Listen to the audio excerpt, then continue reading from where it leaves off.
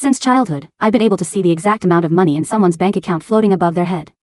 At the orphanage, I used this gift to pick adoptive parents who look shabby but actually have $1 billion sitting in the bank. Unfortunately, I only get to enjoy the good life for a short time before the family's real daughter is brought home. She's furious that I've taken her place and makes it her mission to make my life miserable. In order to stay in school, I swallow every insult and endure her bullying. After finally graduating, I'm ready to walk away from this family forever. But the real daughter stops me. She's fuming as she says, "I thought my online boyfriend was a rich guy with a Ferrari, but it turns out he's just a broke loser who rides a rental bike. If he latches onto me, it'll be a stain on my reputation for life. You go meet him for me. Tell him you're the one he's been dating online." I look in the direction she's pointing and see the man she's talking about. A broke nobody? But the bank balance hovering over his head has 10 digits. I swallow hard, my heart racing as I grab the real daughter's arm in excitement. "Quick, tell me everything about your online relationship. I'll go meet him right now." The moment Yvonne Reed, my adoptive sister, saw how eager I was, she let out a mocking laugh. "Seriously, Tessa? Have you never seen a man before? I can't believe you're drooling over a broke loser." She tossed her phone at me so I could read her chat with her online boyfriend for myself. "Since you're that desperate, I'll just give him to you. Leave with him, and it'd be best if you never came back," she spat. I swallowed her cold sarcasm and kept my expression neutral. Once I had quickly memorized every detail I needed, I finally mustered my courage and walked up to the online boyfriend Yvonne no longer wanted. "Hi, I'm Cindy, the one who's been chatting with you. My real name is Tessa Reed." I smiled and held out my hand. The man's eyes lit up, clearly surprised. "So this is what you look like. You're even prettier than I imagined. Nice to meet you. My real name is Calvin Fulton." Before this, Yvonne had only sent him a few blurry side profile and back view photos. Our figures were similar enough that he didn't suspect a thing. When I shook his hand, I carefully counted the long string of numbers floating above his head. I wasn't mistaken, it was 10 digits long. But what shocked me even more was that the number was steadily and rapidly increasing. Was this what being rich was like? Calvin literally didn't have to lift a finger. He could just laze around and live off interest, and he'd still be filthy rich. If I could latch onto him, I wouldn't just escape my family, I probably wouldn't even need to worry about the rest of my life anymore. While I was lost in that fantasy, Calvin gave me a self-conscious look and said, almost apologetically, "I'm dressed so shabbily, and I could only come here on a rented bike. Are you embarrassed by me?" He was wearing filthy, worn-out flip-flops, and his clothes and pants were cheap and threadbare. Coincidentally, when Yvonne had chatted him up online, she played the part of a poor, pitiful young woman from a humble background. I went along with that and replied, "All my clothes are my younger sister's hand-me-downs. Looks like you're just as frugal as I am. No wonder we got along so well when we talked." Yvonne had assumed that if she could sell misery and pretend to be dirt poor, she could win over some rich heir's sympathy and then get him to spend money on her. What she didn't expect was that Calvin would beat her at her own game and pretend to be poor himself to test her. When he saw that I really was dressed plainly and that my skin was sallow and my frame a little too thin, his suspicion toward me eased a bit. But his test wasn't over yet. "We can't just keep standing here talking. Let me at least buy you a meal," he said. He quickly rented a bike for me. When he scanned the QR code to pay for it, he made sure I saw his old, beat-up phone. I didn't comment on it. I just took out my own second-hand phone with a cracked screen and bought him a fountain soda. "Thanks for being willing to come meet me." "I'm really touched," Calvin said. I wanted to see how far he was going to take this broke act. After we biked for half an hour, he finally led me into a tiny buffet place where people could get all-you-can-eat boxed meals for $15. When I froze in the doorway, Calvin looked at me with an expression that said, "I knew it." Even so, he rubbed his hands together, pretending to be all nervous. "Too bad I'm broke. A whole day of delivering takeout only gets me, like, $80. Are you going to look down on me for only being able to treat you to boxed meals like this, Tessa?" I snapped out of it, and my stomach growled in hunger. "Of course not. I was adopted, and my adoptive parents stopped supporting me once I got into college," I said. I worked part-time to save up for tuition. To save money, I usually bought cheap bread and paired it with free soup from the cafeteria. For me, these buffet-style boxed meals are already luxurious enough. I told Calvin the truth openly, without a trace of diffidence or embarrassment in my eyes. Once I finished, I couldn't wait any longer and hurried inside the restaurant, making a beeline for one of the metal food trays. If it had been Yvonne in my place, she probably would have slammed the tray over Calvin's head and told him to get lost. But my eyes were practically shining as I moved down the line, piling food onto my tray. Sweet and sour pork? I love that. Mashed potatoes? I love that. Shakshuka? I love that. Bread rolls? I love that. Calvin followed me. When he saw my tray piled high with food and the way I dug in with such gusto, a trace of tenderness flickered in his eyes. "So you really do love this stuff? You weren't just saying that to fool me." I was too busy stuffing my face to hear a word he said. Compared to a glutton like me, Calvin clearly wasn't a fan of these greasy dishes. After forcing down a few bites, he put his cutlery down. Everything he couldn't finish ended up in my stomach. When I finally polished it all off, I patted my round, full belly and thanked him profusely. Thanks for this. This was the most satisfying meal I've had all year. Don't be so easy to please. Once I start making real money, I'll take you out for something way better, Calvin said. His gaze darkened faintly, and the corners of his lips lifted in the hint of a smile. When he offered to walk me home, I waved him off. I'm never going back there. I'm planning to stay in a cheap hostel for a few days while I look for a job. I remembered that, in the chat logs, Calvin had always been curious about what Yvonne's real life looked like. Even though she'd gone missing as a kid, she hadn't suffered a day in her life. Some kind stranger had picked her up. She couldn't make up a tragic backstory, so every time Calvin asked, she just turned on the charm and dodged the question. So now, when he probed about my situation, I spoke freely and without guilt. I was adopted from an orphanage. A few days after they brought me home, my adoptive parents' biological daughter, who'd gone missing, was sent home by the stranger who found her. From then on, I became a thorn in her side. She came up with all sorts of ways to bully me. My adoptive parents knew about it, they just couldn't be bothered to step in. But they did at least give me food and a roof over my head, and they paid for my schooling. I'm still truly grateful to them. As Calvin listened, his hands slowly balled into fists. He asked, so you just put up with it? You let that real daughter walk all over you? I nodded and tugged up my sleeve, showing him the old scars on my arms. Some were from where Yvonne had burned me with matches, and some were from where she'd scratched me with nails. There was even one from when she'd egged a dog on to bite me. It's fine. I've already graduated from college, so I can rely on myself from now on. Once I've saved up enough money, I'll pay my adoptive parents back for everything and officially cut ties with them, I said. Tessa, when we started talking online, I honestly thought you were just pretending to be pitiful to scam me. Now that Calvin had seen everything for himself, he no longer suspected that I was lying to him. After some thought, he looked steadily into my eyes. If you could make one wish right now, what would you want? I sneaked a look at the bank balance floating above Calvin's head. In the time it took us to finish our meal, his assets had magically gone up by another $5 million. Yet here he was, still pretending to be broke. Counting on him to hand me tens of millions of dollars was clearly unrealistic, so I decided to make a wish for him to pull some strings and get me a job. That wasn't asking too much, right? I said, I hope I can find a job soon. If it came with room and board so I could save on rent, that'd be even better. Calvin raised his brows mysteriously. Maybe the universe will hear you and grant your wish very soon. I was both hopeful and afraid to hope too much. After all, I still knew absolutely nothing about his real background. Either way, after thanking him sincerely for treating me to lunch, I spent a painful chunk of my own money to buy him ice cream in return. After that, he went with me to several hostels, trying to help me find the one that offered the best value for money. That evening, he treated me to dinner. When it was all over, he got onto his rented bike, and we reluctantly went our separate ways. To my surprise, I'd barely seen Calvin off when I got a call from the HR department of a publicly listed company. We saw your resume on the job site, and we think you're a great fit for our open position. Would you be interested in coming in for an interview?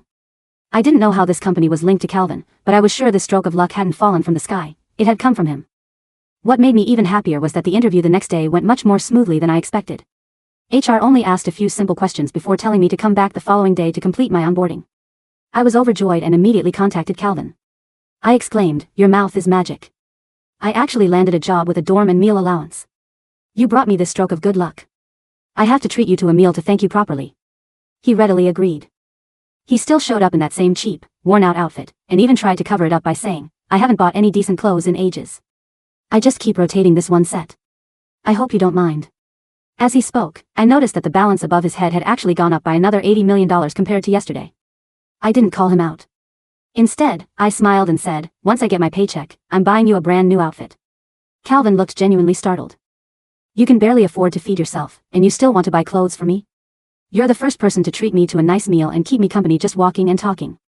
You're good to me, so I should be good to you, too, I explained. He looked touched, and I could tell it wasn't fake at all. From that day on, I threw myself into my new job and started working hard for my future. I saw Calvin every day, and we grew closer.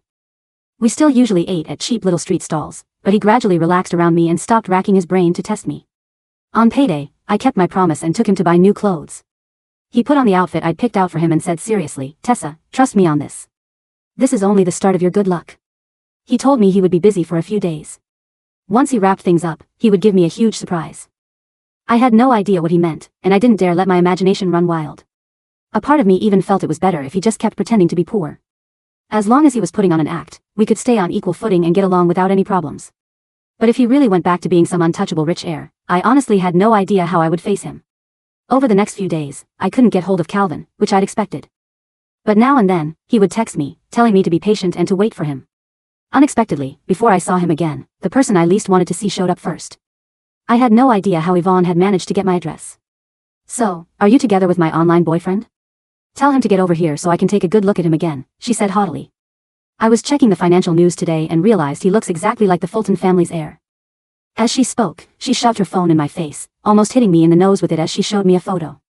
The photo was of Calvin attending an event overseas. So, it turned out he was actually the heir to the Fulton family, the most powerful family in our city.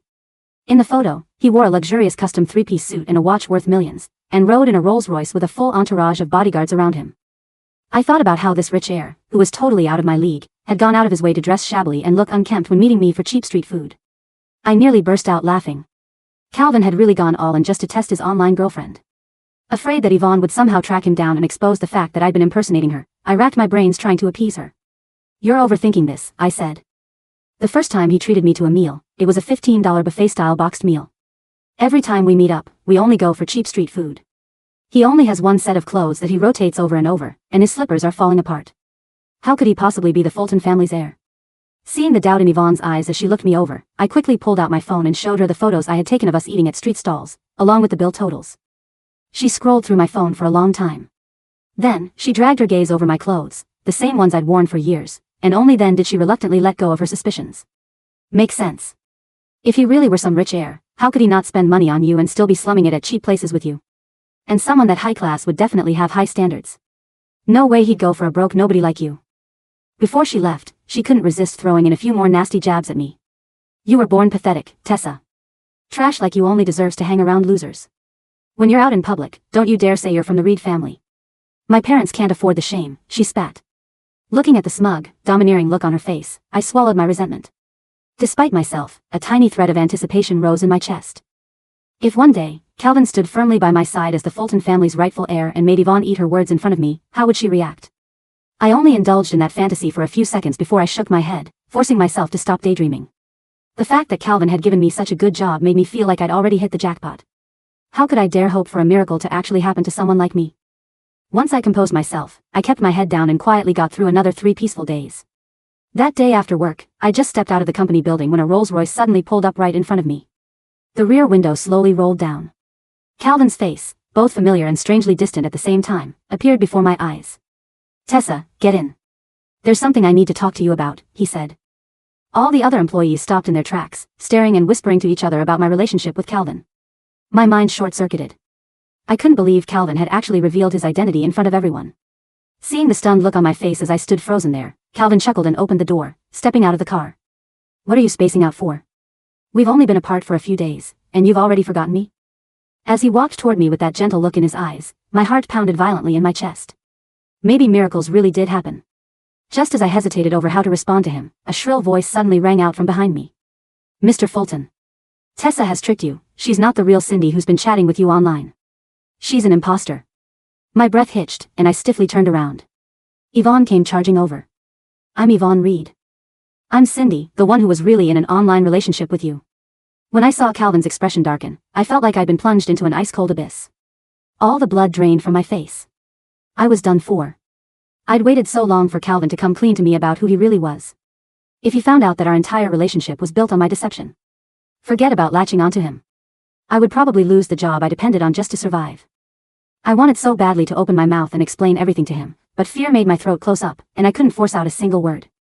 Contemptuous, mocking stares closed in on me from every direction, making me so nervous that I couldn't even lift my head. "Look, this is my account. These are our chat logs, and these are the photos I sent you. I have tons of proof that Tessa has been lying to you. You can't let this scammer off the hook," Yvonne cried. The silence that followed Yvonne's shrill accusation was suffocating.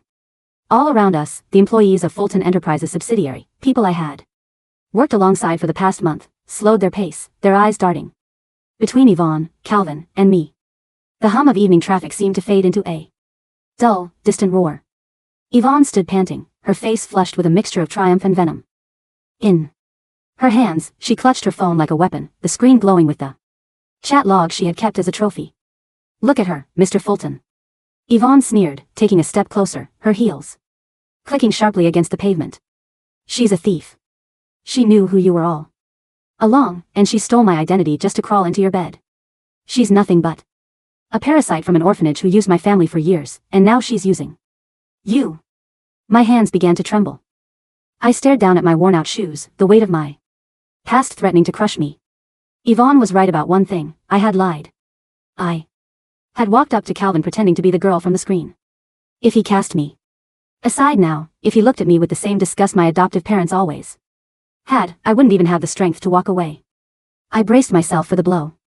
I waited for Calvin to pull his hand back, to demand security drag me away, to realize that the girl he had shared cheap street food with was just an opportunistic liar. Instead, a warm, firm hand wrapped around my wrist. I gasped, my head snapping up. Calvin wasn't looking at Yvonne. His eyes were fixed on me, dark and steady, carrying an intensity that sent a jolt straight to my heart. He didn't let go. If anything, his grip tightened, anchoring me to the spot. Slowly, Calvin turned his head to look at Yvonne. The gentle, easygoing man who had laughed over a $15 buffet was gone. In his place stood the undisputed heir of the Fulton Empire. His expression was ice, his eyes cutting through Yvonne like twin blades. Are you finished? Calvin's voice was quiet, but it carried a terrifying weight that made the surrounding crowd shrink back. Yvonne blinked, momentarily thrown off by his coldness.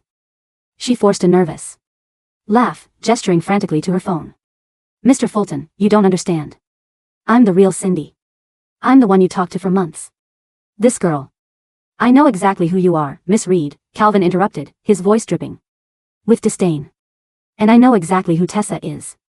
Yvonne froze. What? Calvin took a step forward, shielding me slightly with his shoulder.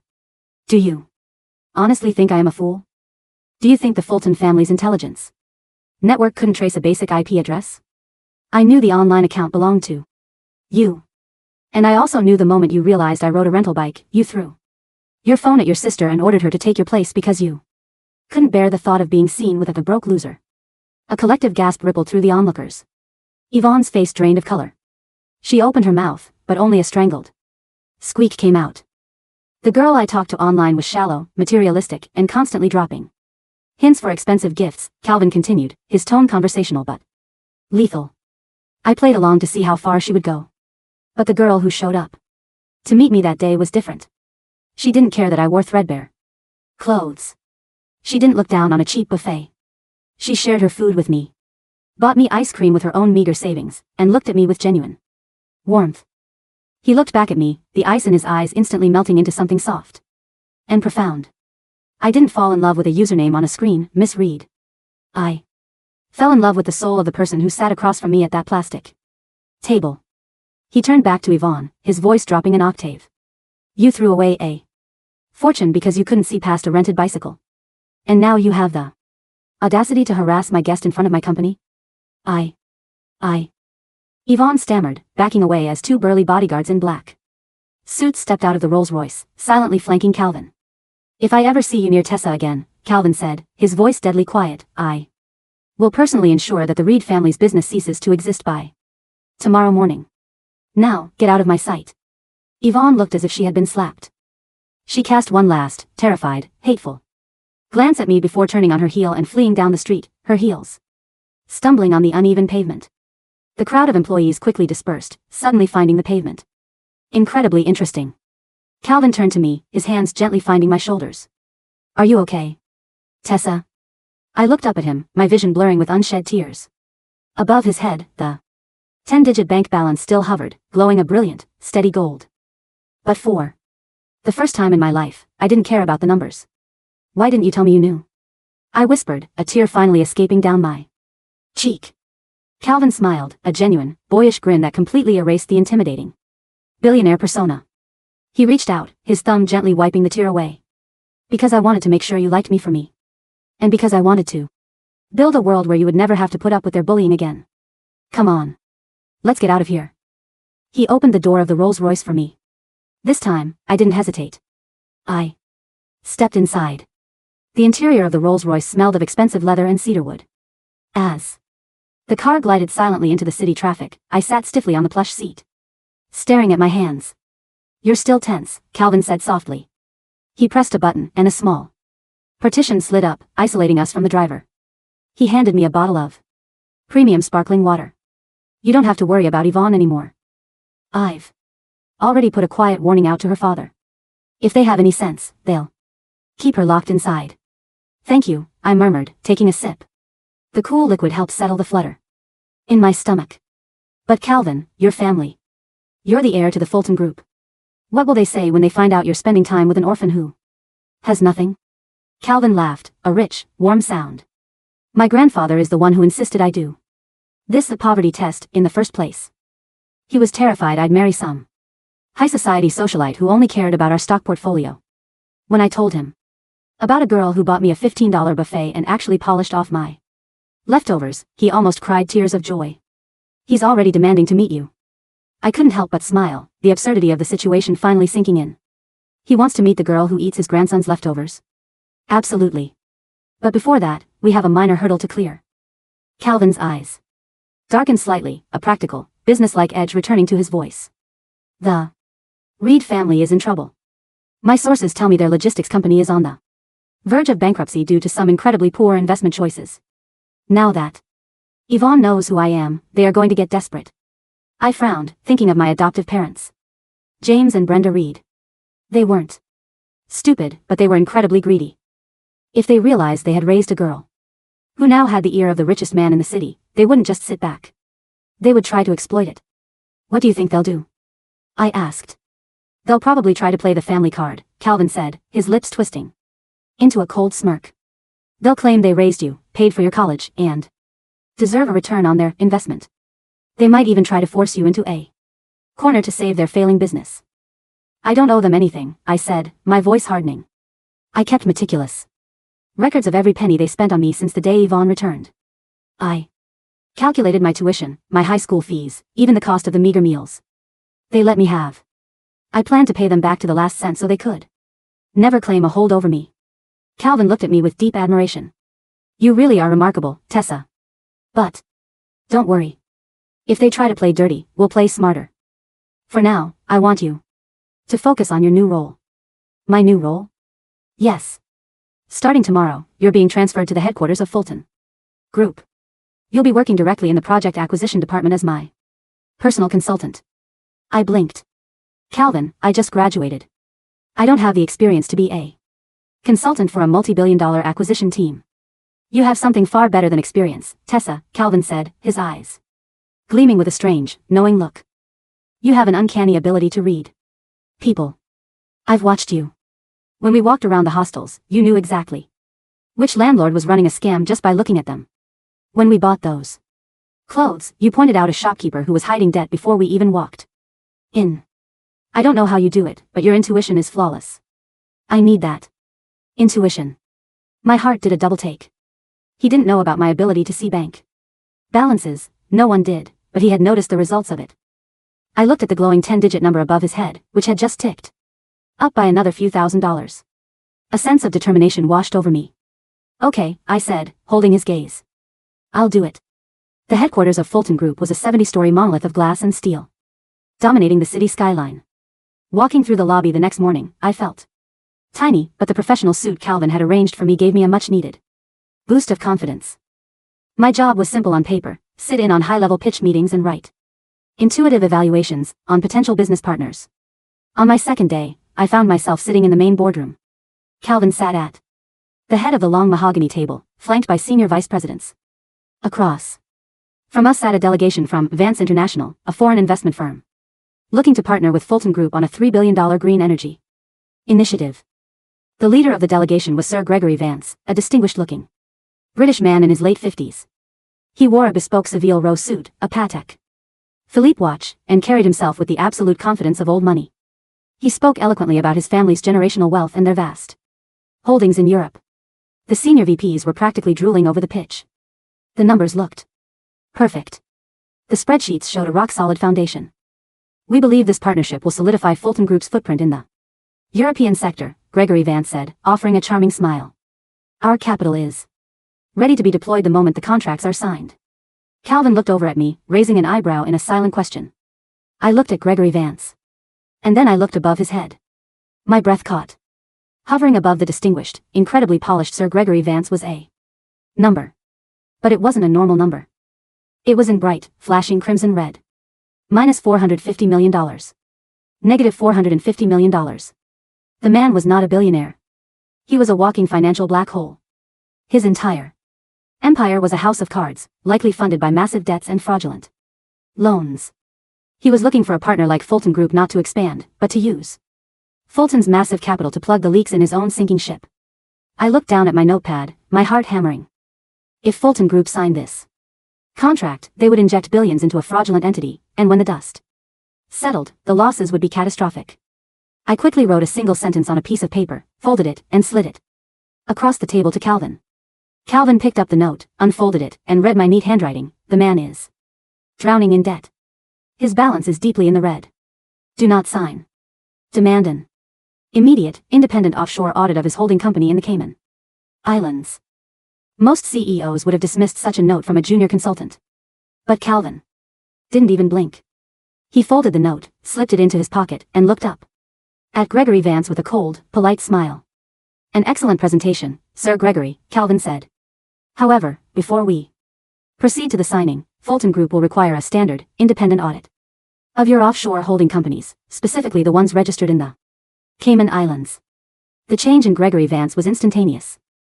It was subtle, but to someone watching closely, it was loud.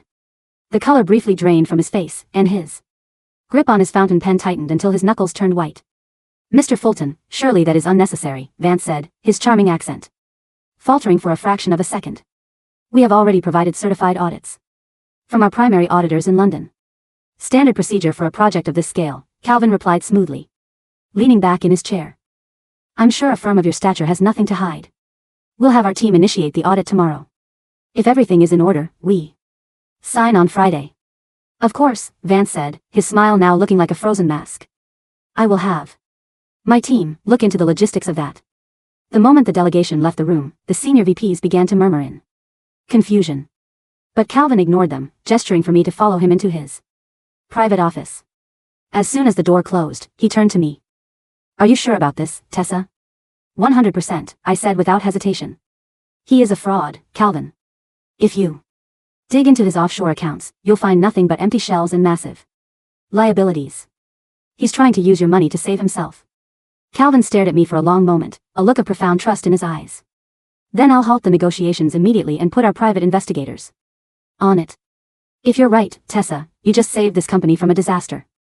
I smiled, feeling a deep sense of pride. My gift, which had once felt like a bizarre curse that only isolated me, was finally helping the one person who had truly seen me. The peace didn't last long. 2 days later, as I was leaving the Fulton Group headquarters, a black Mercedes SUV pulled up curbside. The door opened, and James Reed, my adoptive father, stepped out. He looked older, the stress of his failing business clearly wearing on him. Above his head, his bank balance hovered, $1,200,000. To an ordinary person, it was a lot of money, but for a logistics company with hundreds of employees and massive overhead, $1 million was practically pocket change. They were on the brink of collapse. Tessa, James said, his voice carrying a forced warmth that made my skin crawl. We need to talk. I have nothing to say to you, Mr. Reed, I said, continuing to walk toward the subway station. Tessa, please. He hurried after me, grabbing my arm. I immediately pulled away, glaring at him. Do not touch me. If you want to speak to me, do it from a distance. James looked stung, but he quickly swallowed his pride. Tessa, I know we've had our differences. I know Yvonne was difficult. But we are still your family. We took you in when you had no one. We gave you a home, an education. You gave me Yvonne's hand-me-downs, let her burn my arms with matches, and ignored my existence until you needed something, I countered, my voice icy. What do you want, James? He winced at the use of his first name, but he pressed on. Our company is in trouble, Tessa. We made some bad investments. But we found a savior. Sir Gregory Vance of Vance International has offered to buy a majority stake in our company and inject $50 million of capital. It would save us. I froze. Gregory Vance? The con man was targeting the Reeds? Of course he was. Vance needed a local logistics network to launder his fake assets and create the illusion of domestic operations before his fraud was exposed. And the Reeds, in their desperation, were walking right into his trap. But there's a condition, James continued, his eyes gleaming with desperate hope. Sir Gregory wants to partner with Fulton Group. He told us that if we can help him secure the Fulton contract, he will finalize our deal immediately. He knows you are close with Calvin Fulton. Tessa, all you have to do is whisper a good word to Mr. Fulton. Tell him to sign the contract with Vance. It saves our family, and it secures your place in high society. I almost laughed out loud at the sheer irony of it. You want me to convince Calvin to sign a contract with a man who is completely bankrupt? I asked, my voice flat. James frowned. What are you talking about? Sir Gregory is a billionaire. He has properties all over Europe. He is a fraud, I said bluntly. He has negative $450 million to his name. If you sign any deal with him, he will siphon what little assets you have left and leave you to take the fall when his empire collapses. James's face contorted in anger. Don't lie to me, Tessa. You're just saying that because you hate us. You want to see us ruined. Yvonne was right, you're a selfish, ungrateful brat. Believe what you want, I said, stepping back. But I warned you. Do not sign anything with Gregory Vance. We are signing the contract tomorrow night at the Grand Charity Gala. James shouted after me as I walked away. And we are going to expose you for the fraud. You are in front of the entire city. Sir Gregory has promised to help us put you in your place. I didn't turn back. I just pulled out my phone and dialed Calvin. Calvin, I said when he answered. The Reeds are partnering with Vance. They're signing a deal tomorrow night at the charity gala. There was a brief pause on the other end of the line. When Calvin spoke, his voice was cold and decisive. Then tomorrow night, we end this. I've just received the preliminary audit results from the Cayman Islands, Tessa. You were right. It's worse than we thought. Vance is running one of the largest Ponzi schemes of the decade. What's the plan? I asked. We let them walk right into the spotlight, Calvin said. And then, we turn on the lights. The Grand Charity Gala was held at the city's historic opera house, a magnificent venue filled with crystal chandeliers, towering marble columns, and the absolute elite of high society. I arrived on Calvin's arm, wearing a stunning midnight blue gown that flowed like liquid silk. Calvin looked breathtaking in a custom black tuxedo. As we walked in, the whispers began. But this time, they weren't mocking.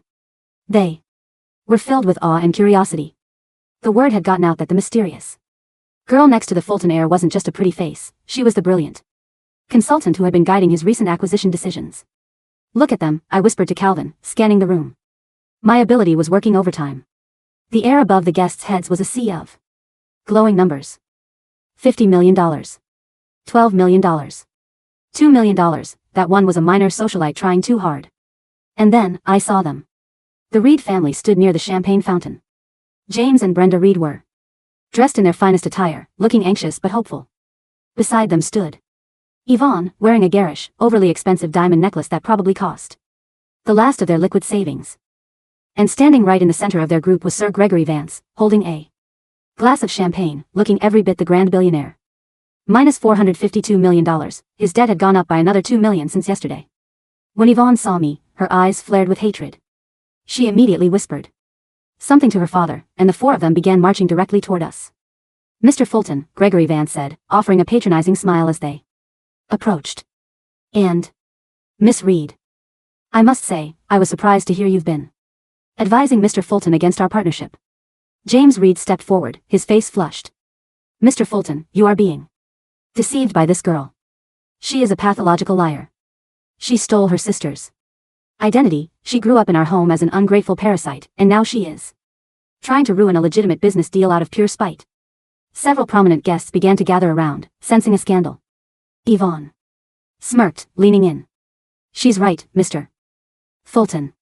Tessa has always been jealous of me. She's trying to drag my family down because she knows she'll never truly be one of us. Sir Gregory is a global icon. To suggest he is a fraud is defamatory. Calvin stood perfectly still, his expression unreadable. He looked at Gregory Vance. Is that so, Sir Gregory? You believe my consultant's advice is defamatory? Of course it is, Vance said, chuckling smoothly. My family has been in banking for generations. Our assets are beyond question. In fact, tonight, the Reed family and I are signing a historic partnership. It is a shame Fulton Group will miss out on such a lucrative venture because you chose to listen to a common swindler. We aren't missing out on anything, Sir Gregory, Calvin said, his voice echoing clearly in the quieted hall. Because as of 10 minutes ago, the Federal Financial Crimes Authority, in coordination with Interpol, has frozen all assets associated with Vance International and its shell companies. The smile wiped clean off Vance's face. What did you say? Calvin signaled to the entrance of the opera house. The heavy oak doors swung open, and a dozen federal agents in windbreakers, accompanied by local police, marched into the ballroom. The crowd gasped, parting like the Red Sea. This is ridiculous. Vance stammered, his British accent completely cracking. You have no proof. This is a harassment campaign. We have the complete transaction history of your Cayman Island accounts. Gregory, Calvin said, taking a step forward, his voice cutting through the room like ice. We have the testimonies of the 3 European banks you defrauded last month. And we have the forensic audit showing that your $3 billion green energy fund is entirely empty. The lead federal agent stepped up to Vance, producing a warrant. Gregory Vance. You are under arrest for securities fraud, money laundering, and grand larceny. Hands behind your back. As the handcuffs clicked into place, Vance's polished exterior shattered completely. He began to scream obscenities, dragging his feet as the agents led him away. The ballroom was dead silent. James Reed looked as if he had been struck by lightning. His eyes darted from the retreating police to the contract he held in his trembling hand, a contract that mortgaged the Reed family's entire logistics network to Vance's fraudulent firm as collateral. No. James whispered, his voice cracking. No. We signed it. We signed the preliminary agreement this afternoon. We transferred the collateral. Which means, Calvin said, looking at James with absolute indifference, your remaining assets are now seized as part of the federal investigation into Vance's criminal enterprise. The Reed family is bankrupt. Brenda Reed let out a faint shriek and collapsed onto a nearby sofa. Yvonne stood frozen, her eyes wide with horror as she looked at me. She looked at my midnight blue gown, at the diamonds shining on my neck, and at the man who stood by my side, holding my hand with absolute devotion. Tessa. Yvonne whimpered, taking a step toward me. Tessa, you're my sister, you have to help us. Speak to Mr. Fulton. Tell him to save us. I looked at Yvonne. For years, I had feared her. I had swallowed her insults, endured her physical abuse, and slept in the smallest, coldest room in their house just to survive. But looking at her now, all I felt was a profound, quiet pity. I warned you, James, I said softly, addressing my adoptive father. I told you. He was a fraud. But you were so blinded by your greed, and your desire to see me fail, that you threw yourselves into the fire. I reached into my small clutch bag and pulled out a neatly folded piece of paper. I stepped forward and placed it in James's trembling hand. What is this? He stammered. It's a cashier's check, I said. For exactly $342,560. It is the exact cost of my upbringing. My high school tuition, my food, and my college fees, calculated with a 5% annual interest rate. I looked him dead in the eye. I earned every penny of this through my consulting bonuses this month. As of tonight, the debt is paid. I owe the Reed family absolutely nothing. We are strangers. Without waiting for a response, I turned my back on them. James dropped to his knees, the paper fluttering to the floor as Yvonne began to wail in despair. The crowd of high society onlookers watched them with cold disgust, already erasing the Reeds from their social calendars. An hour later, the noise of the gala was far behind us. Calvin and I stood on the rooftop terrace of the Fulton Group headquarters, looking out over the glittering expanse of the city. The cool night wind played with the hem of my dress, carrying the scent of rain. I looked up at Calvin. Above his head, the 10-digit balance was still there, glowing a brilliant, steady gold. $1,245,890,300. What are you looking at? Calvin asked, a soft smile playing on his lips as he stepped closer, wrapping his arms around my waist from behind to shield me from the wind. Just your numbers, I murmured, leaning back against his chest. My numbers? He chuckled, resting his chin on my shoulder. Are you still worried about my bank account, Tessa? Because if you want, I can transfer half of it to your name tomorrow. Then we can see what numbers hover over your head. I turned around in his arms, looking up into his warm, brown eyes. You still don't know my secret, do you? What secret? I can actually see it, I whispered, a playful glint in my eyes. Since I was a child, I've been able to see the exact amount of money in someone's bank account floating above their head. That's how I knew your broke loser act was a sham. I saw 10 digits the moment I shook your hand. Calvin stared at me, his eyes widening in surprise. For a second, I thought he would think I was crazy. But then, he let out a loud, joyous laugh that echoed into the night sky. So that's how you did it, he gasped, shaking his head in disbelief. And here. I thought I was a master actor. I was wearing the dirtiest flip-flops I could find, and you already knew I was a billionaire. You were terrible at being poor, I laughed, poking his chest.